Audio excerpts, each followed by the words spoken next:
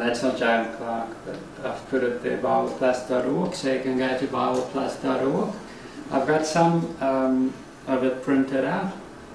Yeah, it's more accessible online because there's a bit of, it's an old website, but there's a bit of interaction that you should have with it to read up all the intricacies. Yes. Just explain again. Is it just through the general decay and death of mankind that the lifespans have been reduced from before the flood to after the flood? Yeah, I think there are a couple of factors. I think first of all, the earth after the flood was not as protective a habitat as was the case before the flood, and John concluded it nicely. Actually, I couldn't have done better. But also, I think because God said your years will be 120, that there came a difference. If I can bring this up bigger, let's just see. Yeah, God does make that statement, hey, I will not always strive with man, and says that his years will be shortened, so there may be a supernatural element to all those born after the flood. Yeah, so there's definitely another factor in there. And then from a scientific point of view, there are a couple of factors in terms of age. One is certainly sun, but also the telomeres on the or in the DNA get what's the word, frazzled or worn out, and that results in us aging more quickly. So genetically, yeah, it does appear that we have been slightly altered by godly intervention as a result of that judgment that was during the time of Noah. So when Jesus comes back to reign on earth, is this a new, will it be a renewed earth or a new world? I think not yet the new earth. That's after the millennial reign, isn't it? When the New Jerusalem comes down. Yes.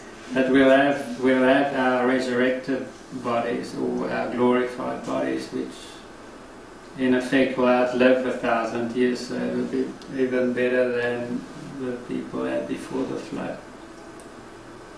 So those are bodies that we cannot actually comprehend, that possibly able to, like Jesus walked through or appeared in the room where the disciples gathered.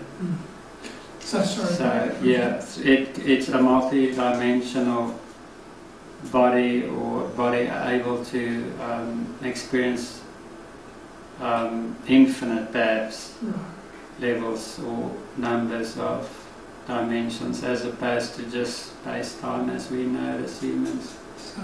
Length, width, breadth, and... So, sorry, I don't quite understand where, as far as the earth goes, would it be an existing earth but it would have changed, or... I don't think complete new... Wait a bit, I think there might be some changes, because of the lack of predation, because it does say that the lion will feed with a lamb and the child will play with a... Yeah, though it does whatever. say... Or is that referring to the... It does say that they will not hurt nor destroy on all my holy mountains, in conclusion to those verses. So that may only relate to a particular place. It's a little bit hard to say. But Stephen, to directly answer your question, from what I understand of Bible eschatology, at the end of the tribulation, well, basically during the tribulation, and particularly at the end of the tribulation, Christ destroys the kingdoms of man upon the earth and establishes his own kingdom over all the earth, but it's the same earth.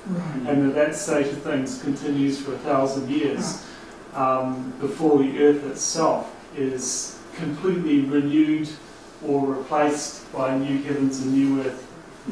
Depending, that part's not slightly vague. I think it basically says a new heavens and a new earth.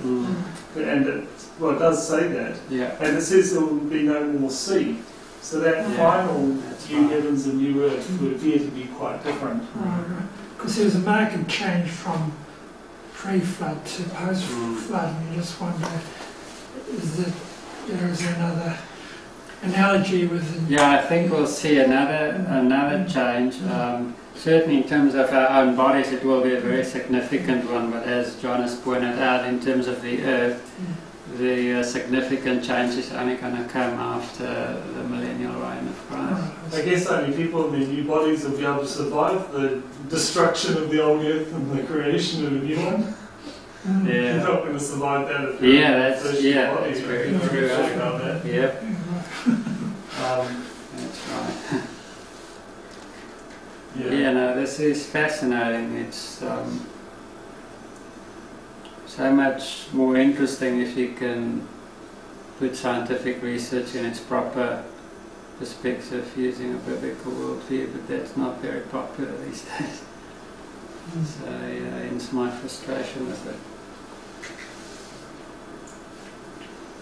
Any other questions or comments? Once again, thank you. Thank you guys.